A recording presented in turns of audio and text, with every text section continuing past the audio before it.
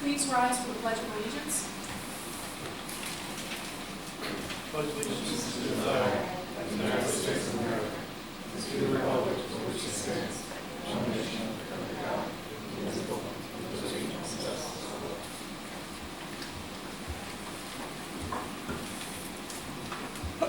This meeting is being conducted in compliance with the Open Meetings Act. The Verona Board of Education passed a resolution at its meeting held on January 7, 2014. The meeting set forth the schedule of its regular meetings, which resolution was within 7 days of passage. The schedule was sent to the Verona City Times, the Star Ledger, the Herald News, and the Township of Verona, and the Verona Education Association. Postings of this meeting setting forth the time, location, and agenda were posted in each of Verona's 6 schools, board office, and town hall. This posting was also sent to the above newspapers, all SC presidents, and SC liaisons. The Verona Board of Education operates under a consent agenda format, and the board member has a right to have an item pulled to be voted upon or discussed separately. Copies of tonight's agenda and resolutions have been made available to the public present. Mr. Sparrow? Here. Mr. Day? Here. Mr. Galino? Here. Mr. Munis? Mr. Quattrochi? Here.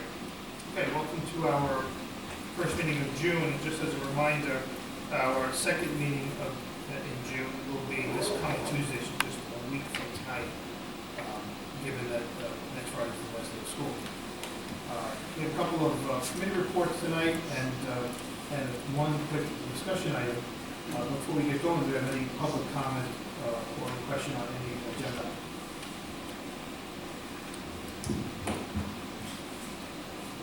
I assume that this is, we qualify under the agenda where it talks about your grounds and buildings on the front of the agenda, correct? If there's a committee report for buildings and grounds, there might be some resolutions related. Well, what I wanted to talk about was last night's field. So we should, that's not part of this agenda. Well, that would fall at the end. This, or anything like that. Well, we talk about it in public comment. These are board committee reports. Okay. We don't have any Well, presentations. I mean, it is something, and you would address, but is it something specific? It's 3 items, yes. Okay. It's part of the community. Okay, thank you. Thank you. Mark Kaplan, 137 Grove. As a member of the Fields Committee that met last night, Mr. Galino was there, and quite a few other people. And when we came in, we were, which you've probably seen, handed the preliminary schematic presented by French and Varela of the field project. I assume that you've all seen this already. It came as a great surprise, and I left the meeting last night extremely upset, extremely depressed. Because looking at this diagram, it goes against several things that were discussed, and it seems like the project is a done deal. It's the way the majority want it, and there's really no consideration. But what I'm here tonight to talk about is 3 small things. I have already conceded the fact that unfortunately now, I will look out the front of my house and see bleachers with 1,200 seats and a press box that sits on top of it. And the view of the hilltop that I've had for 37 years is gone. I've accepted that. I've already discussed with my wife the possibility of moving. It's a radical thing. But let's talk about the 3 things. The people that were at the meeting last night, which is predominantly the athletic and the sports representatives of the public, were very kind in conceding to the fact that every football game doesn't have to be a night game. That there should be a blend, a mix of day and night games out of tradition. I'm an old school guy. They always play games on Saturday afternoon. And I understand, okay, that there's this great draw of having Friday night games.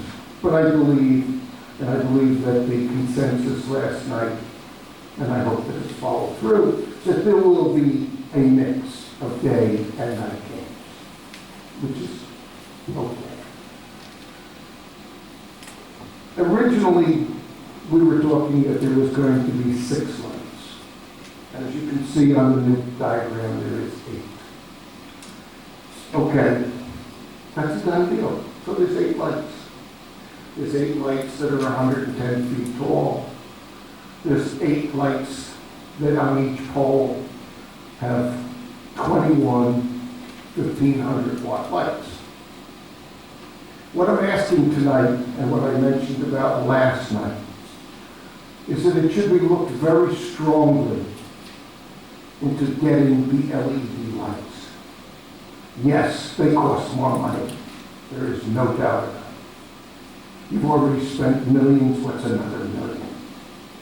In the long run, they save energy, they are more efficient in operation, and they last longer. So you pay up front, but you save over the life of them. Okay? And the biggest event, the biggest benefit, me selfishly, is that LED lights have far, far less spillage. It's scientific. They have less spillage. This is a minor consolation to the neighborhood. Okay? Yes, they do spend more money. You got to spend some more money. I'm realizing that. But again, there are pluses to doing it if you're going to do the lights. The third item, a while back, Mr. Bellino spoke that he was hopeful that there would be plantings around the project, particularly on Grove Avenue, on Sampson, that there would be trees put in. Unfortunately, on this new schematic, this shows nothing like that. And I would urge that that is put forth, that a line of trees along Grove Avenue would be something a little bit nice to the neighborhood. Those are the 3 things that I wanted to say. The only thing rest that I have to say is really quite personal. That this is extremely upsetting to me.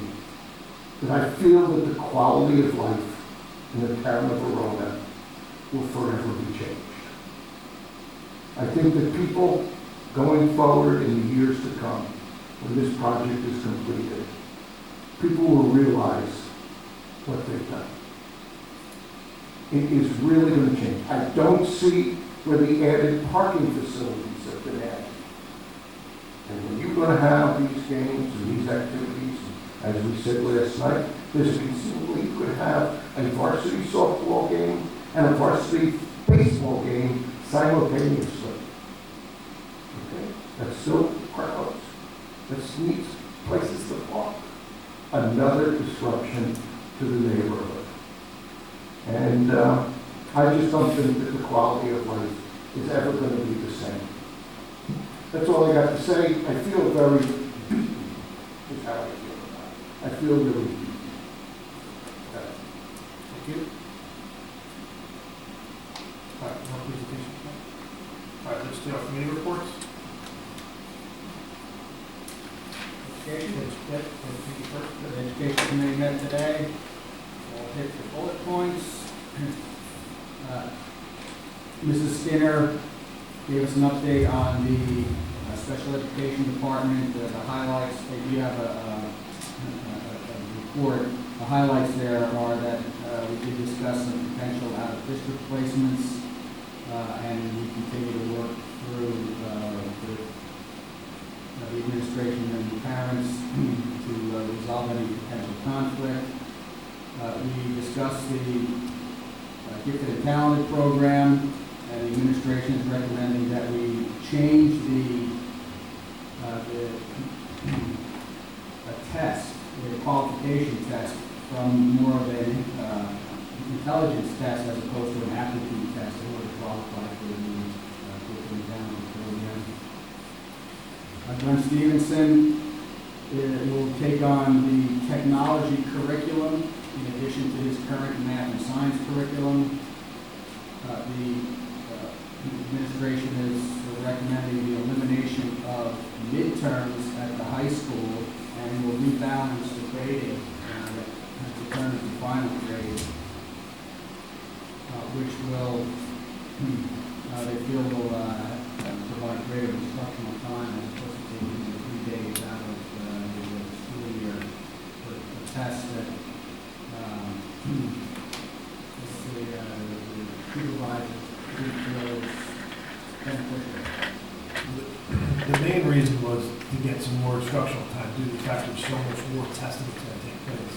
To regain those 3 days or 3 days plus of instructional time, they felt was very strong.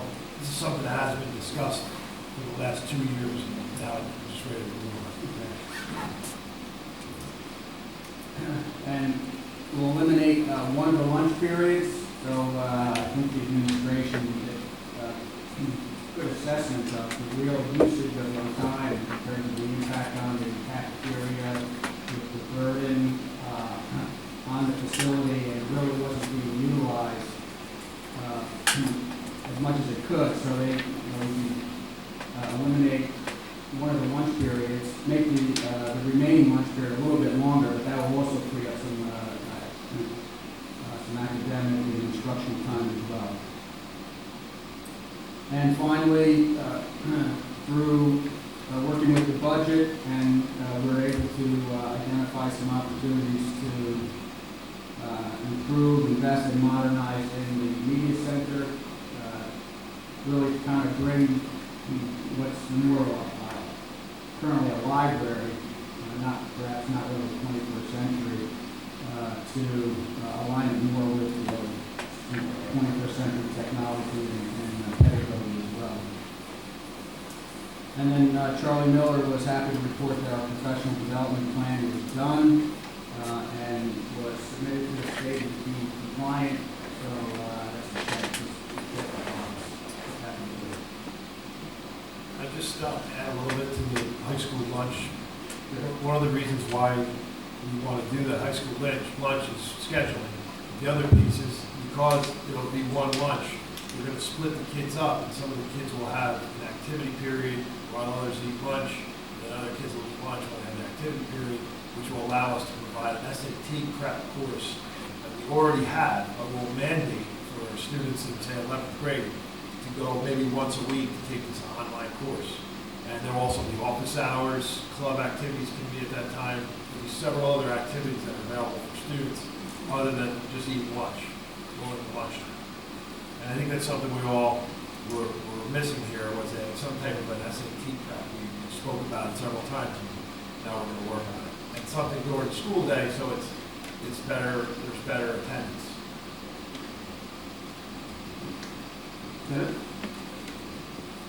Athletics committee? Yes, I participated in the meeting before we met on Friday, and briefly, everything we talked about cardiac screening. They're working on setting up 30-minute trainings for doctors to make sure they're doing cardiac screening correctly and following all the right procedures. We're also working on maybe adding the ability to put information about the cardiac screening on Genesis. So we're looking at the ability to be able to take that information and put it in Genesis so we have some kind of repository information about the results of cardiac screening. As we talked about earlier today, the field meeting then yesterday, I'm not on the field committee, but the meeting was held yesterday on Monday, and I'll put in the ground for the field committee to talk about that. Regarding softball coaches, we have a resolution for 2 softball coaches. Angela Salisbury will be the head varsity coach, and Patricia Hemsley will be Patricia Hemsley Carcado will be JV coach. Apologize for that, Patricia. In regards to outstanding sports accomplishments, we've had some great success this season. I want you to know about the baseball conference championship for the Super Essex Liberty Division. The girls track conference champions for the independent division. The girls wax conference championship, we won the two lessons for the division then. And we have a track superstar in our midst in Verona, Christine, who I have a whole list of many races that he came in first place, and he came in fourth place for all Group 1, which is a great accomplishment. So, Chris, congratulations for that. That's all I have for the athletic committee. Just to add two quick things.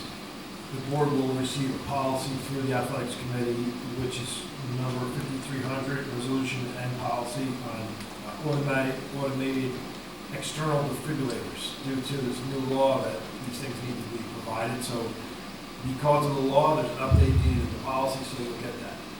And the other piece was for softball, the reason why the softball opening is there is due to the fact that Mr. Pete Foster is stepping down from being the head coach of softball for next school year.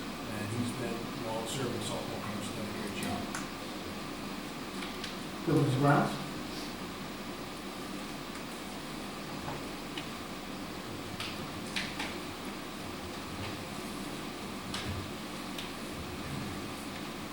Mr. McDevitt gave gave the committee, and I'm happy to give the board an update on the buildings and grounds status, the ESIP, the Energy Savings Improvement Project. What's currently ongoing is the investment grade audit. So we expect that to take until the end of July. And coming out of that audit, Honeywell will present a list of projects that they're recommending we take on to achieve a return on investment from saving energy with some capital investment.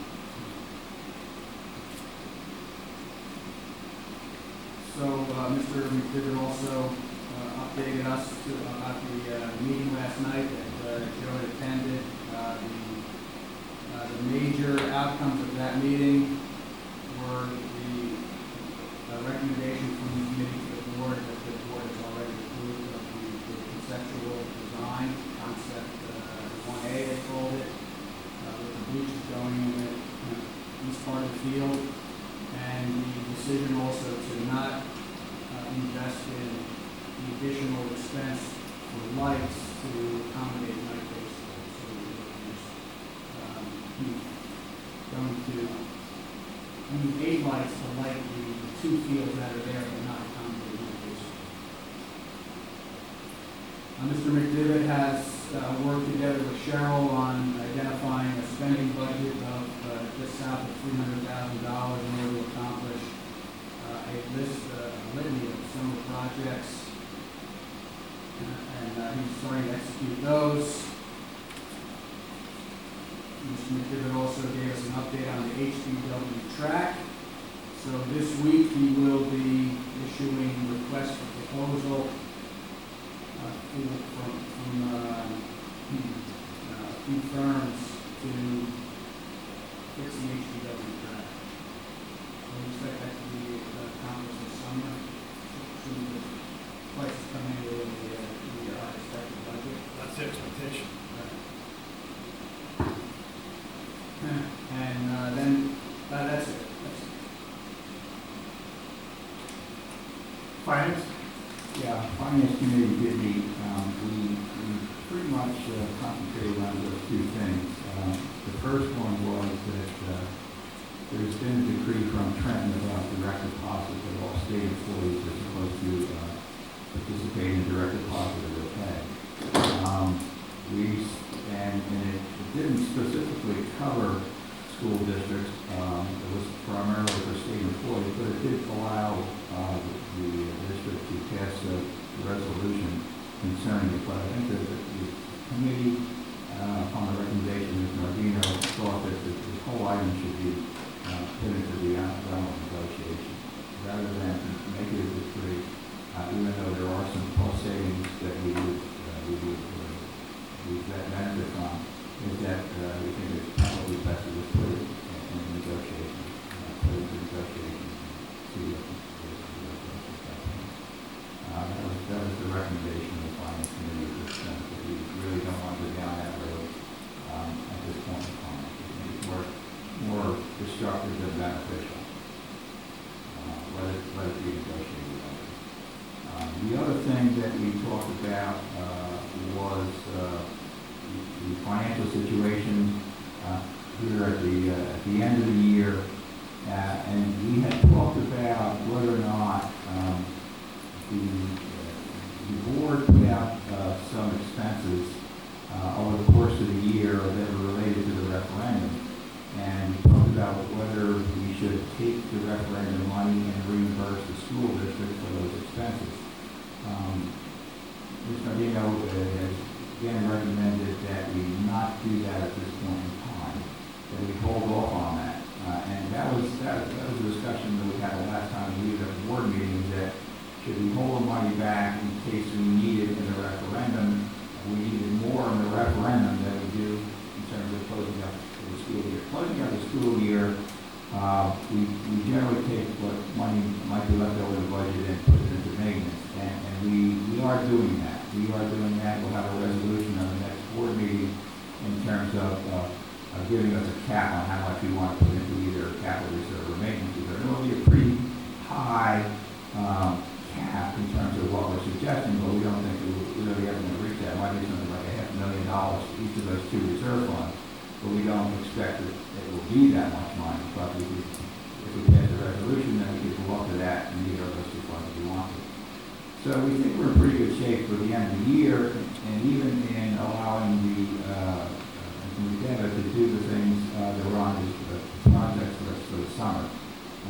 We're pretty close to being able to meet almost everything on that list, and it was a pretty extensive list. It was upwards of $300,000 and close to $400,000. And while we don't have everything covered at the present time, it's possible that everything will be covered that he was asking to do. So there's no urgency to take the referendum money and reimburse the district at this point in time. It's going to be going to check on that with the auditors to see whether we can hold off on doing that into the next fiscal year. And my opinion is we probably can, but certainly we'll follow what the auditors have to say about that. And that was basically it. If we start to speak about something. A question, John. So if the auditors say that you cannot reimburse yourself next year for this year's expenses, will we then reimburse ourselves with the referendum money now? Well, the reason why I suggest we wait is because we're not going to bid on anything until the earliest, January, February. So that's why, it's $150,000, so that's why I thought maybe we would just want to wait on it. And if the auditors do say yes, we could do it towards the end of next year. But the auditors say you can. If I understand the question, it was contemplated as taking referendum money and putting it into our general fund, right? So In this fiscal year. Right? Like we are to put it into our general fund. Right, writing the check to that. Right, so, but on the macro scale, that meant the taking money from the referendum and putting it back into the general fund, right? Right, so, and then the mechanism for doing that, you can't do that for willy-nilly, right? So the mechanism for doing that is because we spent money out of the general fund on the referendum. And we did that this year. And we did it last year. Okay. We did it 12-13 also. Okay. So that's my question, right? So that mechanism exists for sure for this year. So if the auditors say that it does not exist next year, then is there still a mechanism, or is that then the general fund just took the hit this year? That's the downside. The downside is if they say you can't, then you're just out of luck. Then your general fund is just contributed to some of the expenses that would normally be covered by the referendum. My opinion is, and we're going to check this before the next board meeting, because if we can't, then at the next board meeting, it'll be up to the board whether they want to take the money out of, take it out of the referendum and give it to the general fund. My opinion is at this point in time, again, I'm not an auditor, is that you can't, because you always get, there's a lot of different ways you get refunds. I mean, you get library fund refunds, E-rate refunds. which come in subsequent years. So why would this be any different? I mean, why would you not be able to get a referendum, a refund in a subsequent year if you can get it in other areas? So, Yeah, I'm not, I agree with the judgment, I'm just asking about a hypothetical, is that if they say, no, you can't do that, then would we do it? well, I think we Will will. we find out in time? Well, yeah, we will. We'll find out by the next board meeting. Okay, that was my question. We'll just find out on the next board. Actually, it almost doesn't even have to be by the next board meeting because we don't close our books until June, probably the end of July, maybe more. So we have a little more time. But we should really find out. Let's find out. Next board meeting, we'll make a decision. Do you want to do it? Or do you want to hold money in case there's an over expenditure someplace else? And that, again, the downside of refunding the general fund is that if your bids come in high, you just, $150,000 just went back to the general fund. So where is it more valuable? But I think that's a decision the board should make next board meeting. Let's find out. My other question, Joe, is why is direct deposit being negotiated? Well, we're saying to make it. It isn't, frankly. We're just saying do it that way rather than to be disruptive to this point, forcing people to do something they may or may want to do, negotiate it, and let everybody have a say as to whether they do it or don't. What the percentages have direct deposit now? Because it also The topic is not whether or not to have direct deposit. We have direct deposit. We have direct deposit. The question is making mandatory. forcing everybody to do it. That's the topic. You're making the choice is you want to make it mandatory. Right. So we're looking at ways to, cut costs, and one of the ways would be, we could, stop writing checks, cutting checks, and then we're going to write deposit, so So we're that gonna- this is, it's recommended, but not as, sorry, not as being made, made the change, and so we're looking at a possibility for the board to make that recommendation, or, as Bill said, negotiate, that we can use. So there's All some non- staff don't want it? Is that what- There could be, but all non-union people are They now. don't, because when Sandy hit, there were checks that were lost in the mail, so when we got back to school, I sent an email out and said, this is something that could happen again. Had you had direct deposit, we ran that payroll early so that people got their money. But those who had physical checks, they got lost, and it was like, a week before they got it. Maybe 5 people signed up at that point, even though their checks got lost. So, What percentage are it's probably about 75%. Yeah. So we, two things. One is all non-union people now, it's not negotiable. The second thing is, last year we started doing only email slips too, which saves some money and time. But we used to have to do the direct deposit and have somebody put it in an envelope and give it to the people. And now, if you have direct deposit, you have an email check stuff. So there's a couple of things we do in there. We have a person who prints out checks, signs checks. It's not on the automated. computer. It's automated, and then they're printed.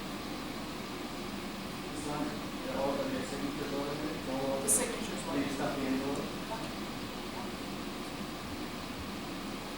We have a referendum committee report. Yeah, I'd just like to follow up on a couple of things that Mr. Capel brought to our attention tonight, and thank you for doing that. I attended the meeting last night,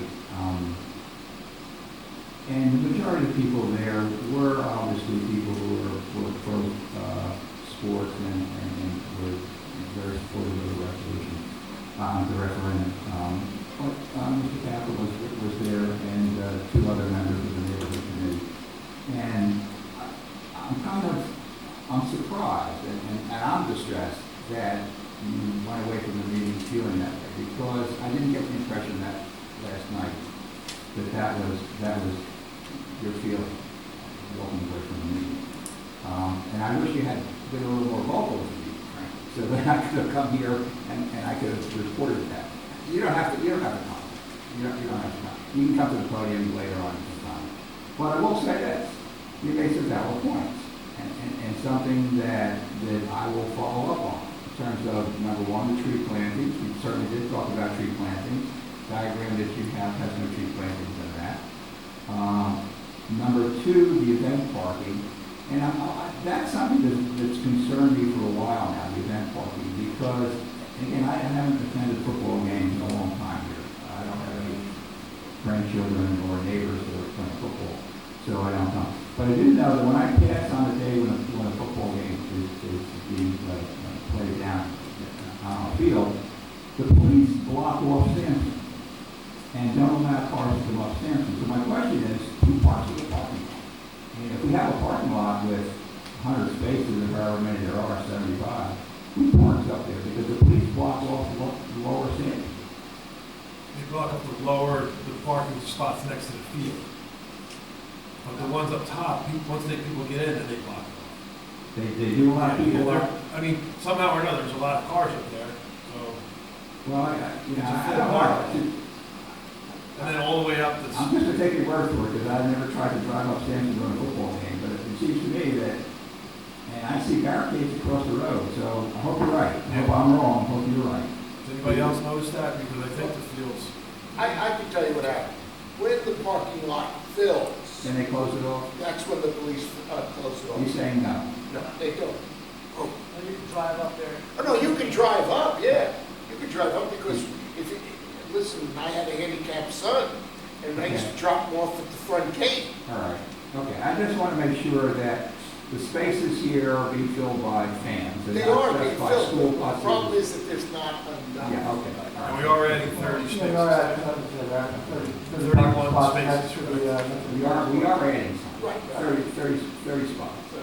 With 2 people, that's 62 kids. 62. Gonna park in front of your house. All right.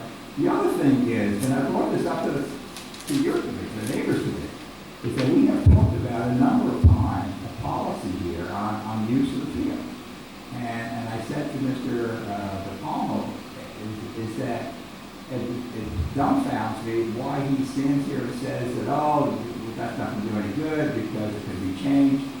And I think, I don't understand why, and I said to him directly that he has more faith in a sign hanging on a fence that says field closer to 10:30 than he does in a policy that this board might put together in terms of restricted use. So I'm going to pursue that, whether Mr. Kaplan, said Mr. DePalmo likes it or not, we're going to pursue that. And one of the things that maybe we do want to pursue, and again, a valid point is, do we really want to have 2 interscholastic events being played at the same time? Now, the only one you can do that is baseball and softball. You can't have, I don't think you have football and soccer here. You could have like a JV football game and varsity soccer, or you could have You could. 2 lacrosse What happens games. when the whistle blows from the other field? We can have boys and girls soccer at the same time. They do all kinds of indoor sports, like wrestling, there's 10 matches All going right. on. Well, I don't know, but maybe that's something that the committee wants to look at. I'm not saying yes or no. I'm just saying that maybe the committee wants to look at that in terms of, do you really want to? Well, we did get a sample schedule. Well, I was gonna say, one thing is that there was never a plan to have a varsity football game with any other sporting event at the same time. That's our largest group comes from varsity. That's like a no-brainer. Right. I'm talking about even a varsity baseball game and a varsity softball game. Generally, those things, I think we should look at the schedule because the schedule calls for new practices. But all right, well, practice is a different matter. I don't recall. Yeah, I'm not, I'm not trying to, Our side. I'm not trying to dictate the policy, I'm just saying. Yeah, we do that now, we have varsity. Varsity JV baseball, That happens tonight. back to back. Yeah, there was talking about the extension there. All right, well, I'm just saying that, let's think about it. I mean, whatever. From my, yeah, I did, but from my experiences here of going to events, I would have to say that there's about the same amount of people at a varsity softball game that there is at the JV baseball. It's approximately the same. It's not a huge amount different. So we're already having that kind of Well, I event. mean, okay, all right, I'll take your word for it. And if that's the case, then maybe, you don't want to make a restriction, but at least we'll talk. Okay. And obviously with football, you can't. Even with soccer, we have a soccer and lacrosse game. Well, soccer's in the fall. That would be a different scene. You could have 2 lacrosse, and girls and boys, or JV and varsity next to each other. No, there's for soccer, It's not in the high school, that would be a rec sport. but I'm saying, it's a multi-purpose field for the town, so. Well, I think we should take a look at that sample schedule. Sure. That was in the board report Friday Yeah, night. it doesn't, the athletic director will have to Or do the rec that. department. I think that would clear a lot of misconception. Yeah, we'll let Mr. Friesen give us guidance on that too. It was, things. packet that you got for us, the email you got for us. Friday's email, there was something in there that's called a mock schedule. A mock schedule? That's a schedule that Mr. Parisian and Mr. Cunningham worked out together.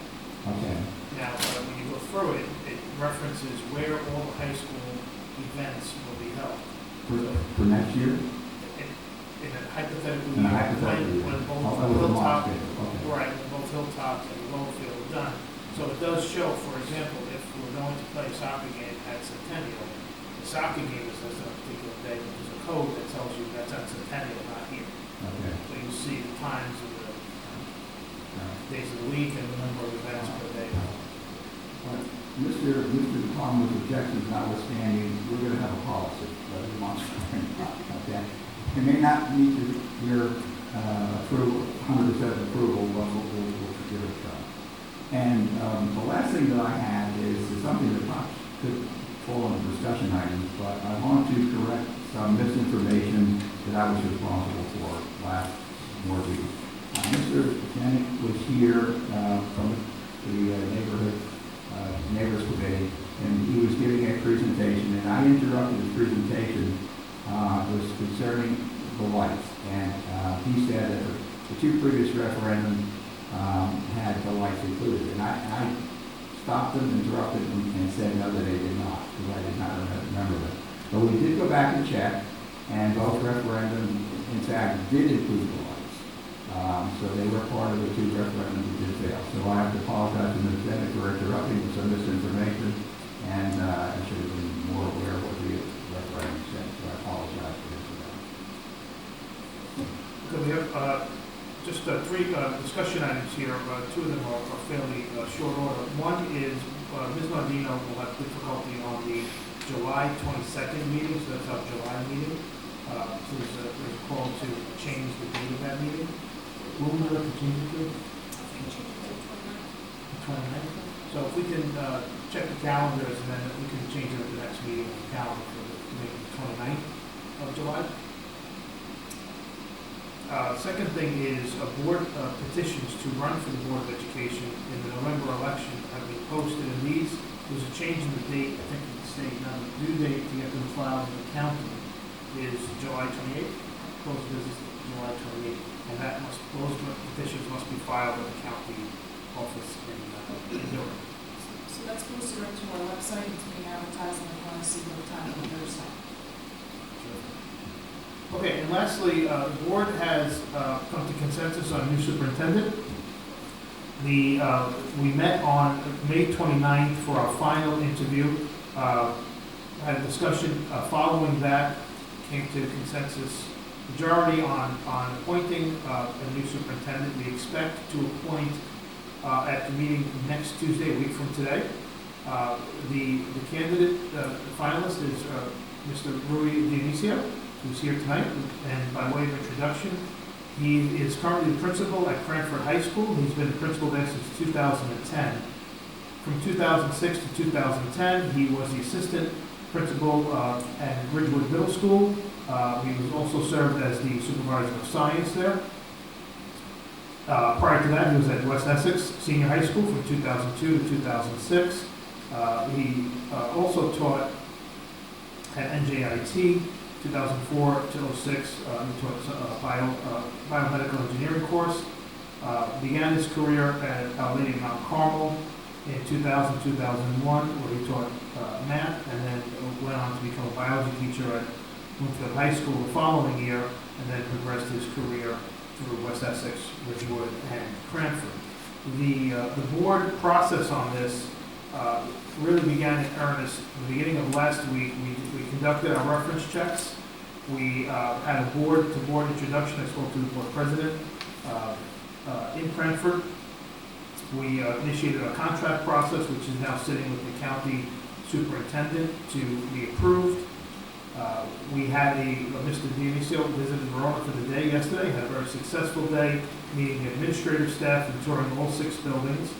Earlier today, we had a contingent of administrators, teachers, and Mr. Day representing the board on a visit to Cranford. We did a site visit there to meet with constituents in the Cranford High School community.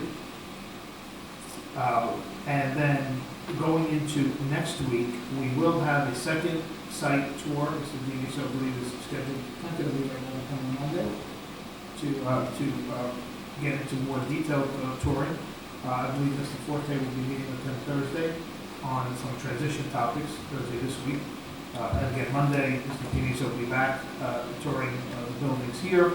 Monday night, which is Monday the 16th, so this coming Monday, at 7 p.m. here in the library, we will have a public meet and greet, and we'll get into a more formal explanation of Mr. Denis' background and qualifications, and he'll be here to field and answer questions and talk about just any topic that you'd like. We expect to have a board appointment through resolution on the 17th, again, a week from today. And the start date is to be determined because he is bound to a 60-day notice, as would be the norm. But that doesn't begin until the board resolution becomes official. And then we've had dialogue with Cranford, and they've agreed to evaluate whether or not they can release him a bit earlier so we can get going. So we will appoint an acting superintendent. Acting superintendent is a technical version of an interim superintendent. Interim is reserved when you're hired from outside. Acting is when you're somebody who's on staff already. And the board has agreed with Mr. Miller, our curriculum director, that he will step up into the acting seat for the interim period between July 1st and when Mr. Dionisio actually starts. So with that, I'd like to introduce Mr. Dionisio. Come up and say hello and tell me what I missed. Thank you for having me tonight. Very thorough job of introducing me. I'd just like to thank the board for the wonderful opportunity to come to Verona. As a Verona resident since 2008, we moved into town because we felt very strongly about the education, the community, the sense of belonging here. And I feel very fortunate to have the opportunity at this time to be able to serve in the capacity of superintendent. Yesterday I found to be extremely rewarding to be able to walk the halls with administrators and to meet staff, see the students in the hallways in the Verona schools, and to see it through a different perspective. I thought that that was extremely helpful and beneficial. Today was absolutely a great opportunity to have Mr. Day, as well as a number of other stakeholders from Verona and Mrs. Nardino to come to Cranford High School and to really be able to have an exchange of some wonderful dialogues and to be able to have a good conversation about, where we are in Cranford and some of the experiences that I've had, and to hear from the people at Cranford High School and how that would be a great fit here for Verona. So I'd just like to thank again the Board of Education. I'm looking forward to working very closely, coming back into the schools hopefully within the next week, meeting some more staff members, and really hit the ground running. So thank you again.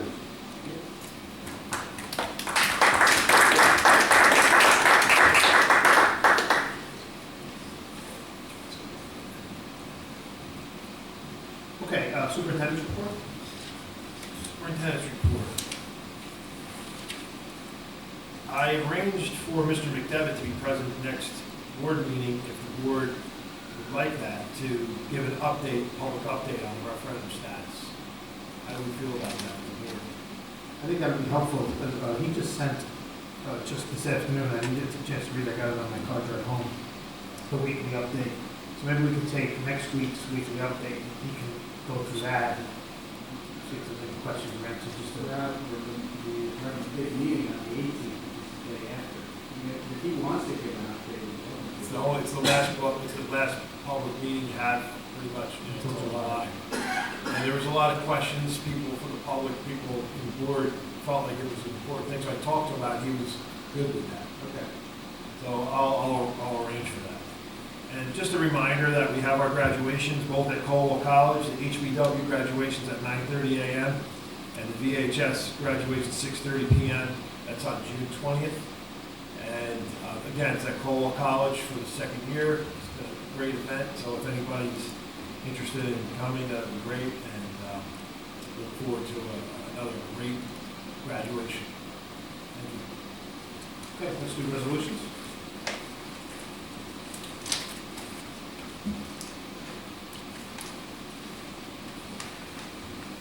Resolved that the board approve resolutions number 1 through number 17.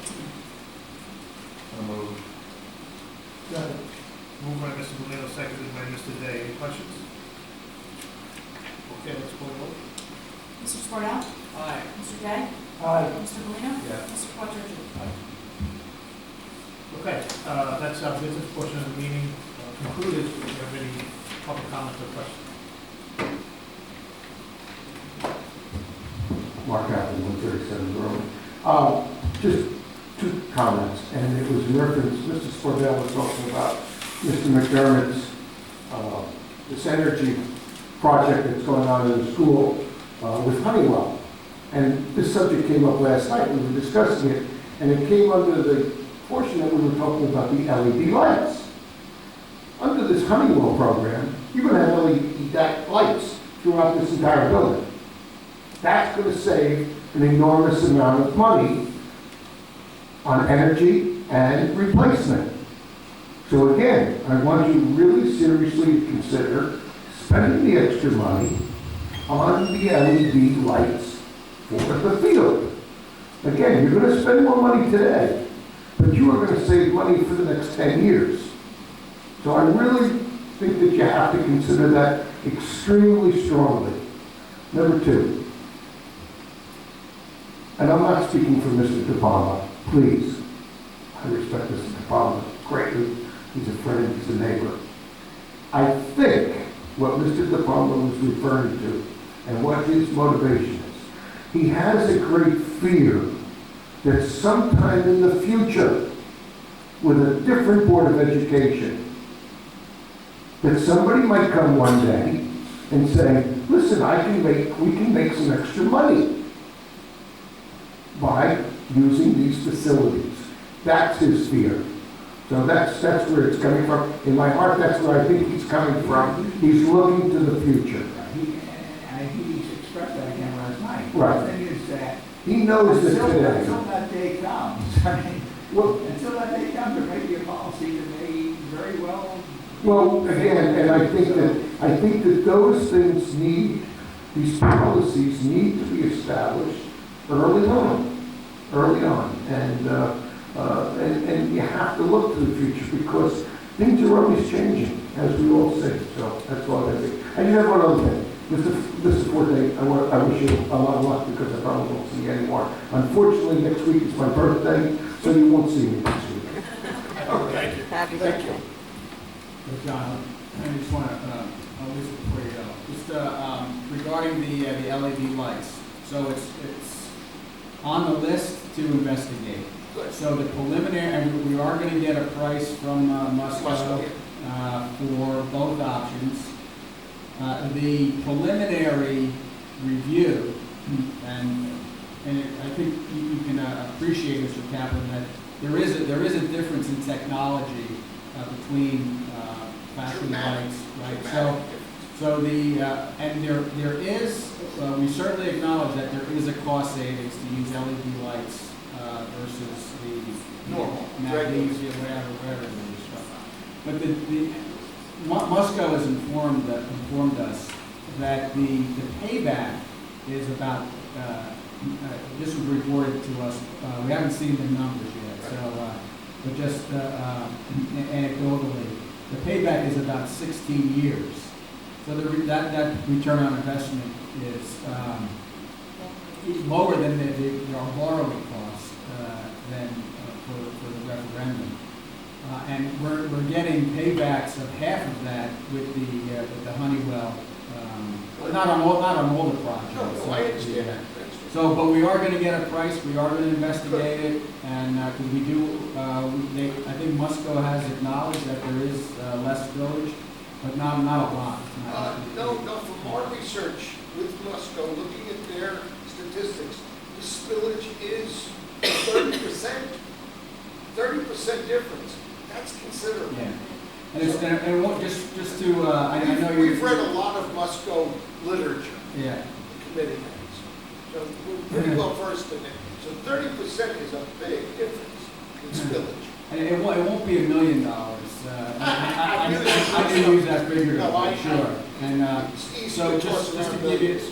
Right now, we're looking at spending, for the 8 light poles, the lighting project installed, wired up, about $600,000, and the LED lights will cost about 60% more. 60? 60.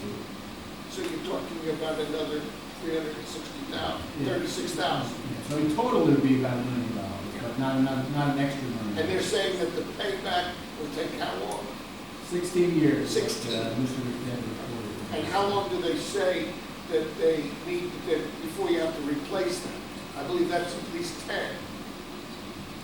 No, they said that the normal lights will last 10 years and the LED lights will last 16 years. That's, oh, okay, that's what I meant. Yeah, and so the payback calculation, that the replacement cost factors into that return on And investment. that So- also includes the energy. less energy use. Absolutely, yeah, that's what we're gonna. Because you have to anticipate your energy use is going to be continuously going up. It's not going to come down. Public service is not going to cut their rates. It will continue to go up every year. So Well, if then- you say, whatever you say, it's going to be significant. If you know that, then we should talk after the meeting. Oh, I own public service stock for a long time. Lisa? Hi, Lisa, that's the 20 Hillside Avenue. I was happy to hear that you're looking at reducing one of the lunches to gain instructional time. And when you look at the inventory of time, I am going to put out there, this is a short list of not every movie the kids have watched in school this year. Saving Private Ryan, Schindler's List, The Breakfast Club, Of Mice and Men, Lord of the Flies, Dr. Zhivago, Macbeth, The Great Gatsby, A Clockwork Orange, Fight Club, Super Size Me, John Tucker Must Die, plus documentaries. This is just the quick list. So when you add up, this is what they've watched. So when you add up those hours, that's over 24 hours. That's like 4 days of school. So when you look at time inventory, would it be, I don't know if it's a policy thing or just a suggestion, the way you might read a book home for homework and you come in and you read 3 chapters and you watch the movie at home and do the discussion or whatever activity is accompanying the movie in class, because Schindler's List, that's got to be a 3-day movie if you're watching that, it's a 3-hour thing. So I'm just saying the amount of time that's spent, and I'm not saying that there's not educational validity to them, where you show a section of a movie and have a discussion, but to spend that many hours watching Steven Spielberg's interpretation of what my child is using with, Mr. Marr, or, the great teachers you have there. So I'm just wondering if that would be taken into consideration.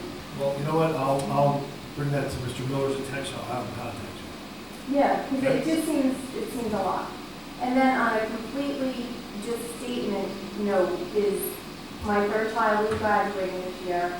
You gentlemen and ladies have seen me here many, many years, and thank you, publicly, because whether I was here praising or complaining, it's always well received, always feedback, always an email answered, and it's so appreciated. So truly, thank you very That much. sounds too much like you're not coming back, though. Oh, I might be running. I might be back. But I just wanted to really say thank you. As the last student comes through, my kids have gotten a solid education, all landed in the college of their choice. And like I said, the feedback from this board it's not comparable to anything I've heard. I have friends in a lot of towns, and the complaints that you hear, and I cannot say that this board, you guys are great. And Mr. Forte, good luck and move on. Thank you. Anyone else? Just one last thing on progress. Mr. Miller did circulate to the board Friday night the latest HESPA results, and the Verona students in the most recent HESPA again outperformed the Verona history on both the English language arts portion and the math portion. We won't get the comparative to the factors with averages and all of that until sometime late August usually. But they did set another high mark for Verona, so that's like the 5th year in a row or something like that that's happened. So it's been another outstanding year. And the college was the kids got accepted to this year. Yeah, we'll publish the acceptances as well. Okay, so that closes our meeting tonight. Our next meeting, as I said earlier, is a week from tonight, Tuesday the 17th. We have a confidential session at 7 o'clock, public meeting at 8. And as a reminder, again, we do have a public session with the new superintendent designee on Monday night, the 16th at 7 p.m. here at 11. Okay, thank you.